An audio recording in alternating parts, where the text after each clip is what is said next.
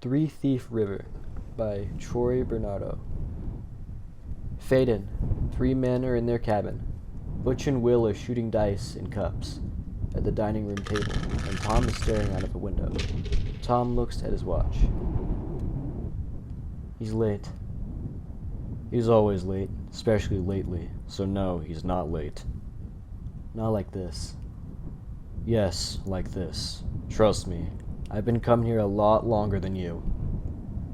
You're only 3 years older than me. And guess what? That's 3 more years Pops took me to Three Thief. So what? So, shut your goddamn mouth and stop worrying about it. There's a blizzard out there, Butch. Butch looks at Will and smiles confidently. Will, what did Pops say before he left? He said to stay put in the cabin. What else? He said if we left and we managed to survive, which is unlikely, he'd take us out back and shoot us.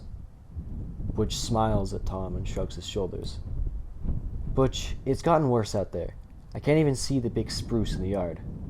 I'm aware of the whiteout Tom. I've needed to piss for 2 hours, and I haven't left because I can't see the outhouse. Then we need to at least talk about what we're gonna do. Fine, let's vote. Who wants to listen to Pops so we stay put and stay alive? Butch and Will raise their hands. Who wants to die outside?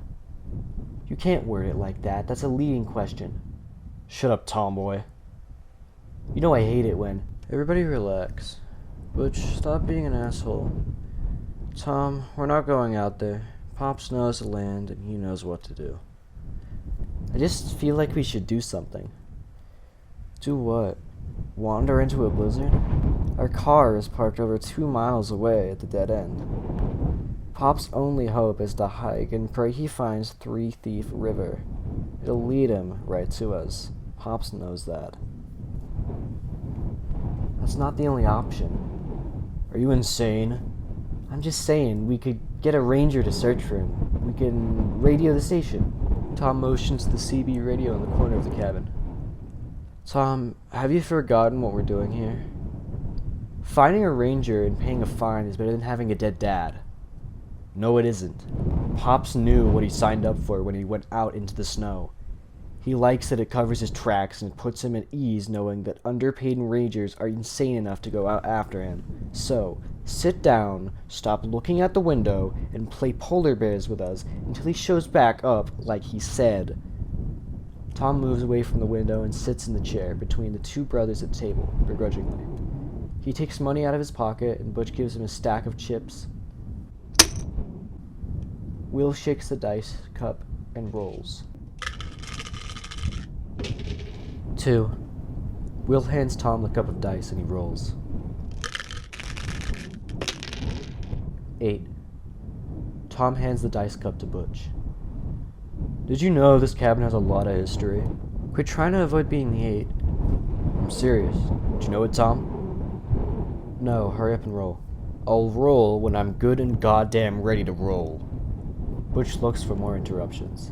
He confidently continues in a hushed, almost secretive voice. Pops told me that Granddad McCarthy used to use this as a stash house for liquor during the Prohibition days. What are you talking about?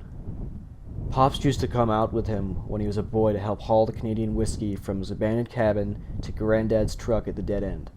Once Prohibition ended, the cabin sat empty for a decade or two until Pops started coming out here to hunt for wolf pelts. Wait, this isn't our cabin? Nobody ever told me that. What difference does it make? A big difference, a very big difference.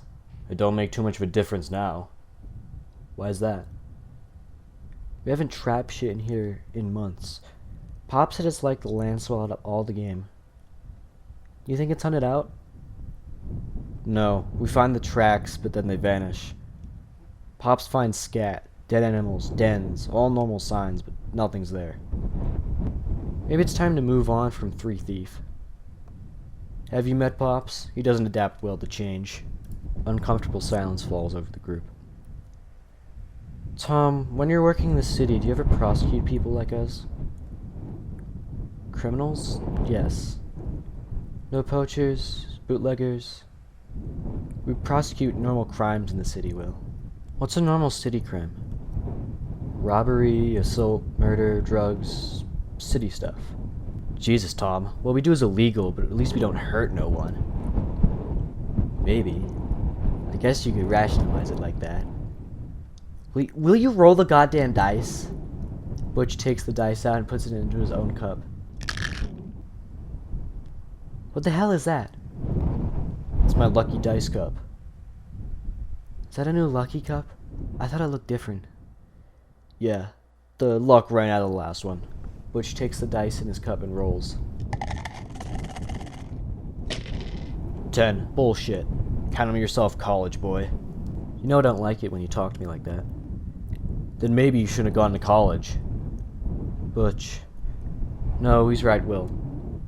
I should have just stayed here to poach full-time with you two. Will, can you please just roll before I beat her brother to death? Will and Tom throw a chip in the direction of Butch. Will takes dice and puts them in the dice cup. He shakes it up and rolls. 8. Tom takes the dice cup and rolls. Shit. 6. Boys, did Pops ever tell you about Louisiana? When Pops was in Louisiana? Pops got drunk off hooch a few months back and told me about some money he stole from a lady out of Louisiana. We've all heard Pops talk when he's been drinking. Remember his alien abduction story? Or the time he was on the front page of the Nashville Tribune because he rescued a family from a burning building? It's all nonsense. What did he do? He said he forged some checks, swindled some lady out of her home. That's not true. We don't even have the story. How can we know it's not true? Because we're poachers and bootleggers, we're not thieves. Someone could argue both of those are kinds of thieves. I could argue what you do is thievery. How exactly? Doesn't the law take things that aren't theirs? We confiscate illegal things, if that's what you mean, yes. Things like cars, money, even houses. If those things were gained illegally, yes. Well, that's stealing. Even if you have the right to do it, you're taking something that isn't yours. It's more complex than that. No, Tom, it's not.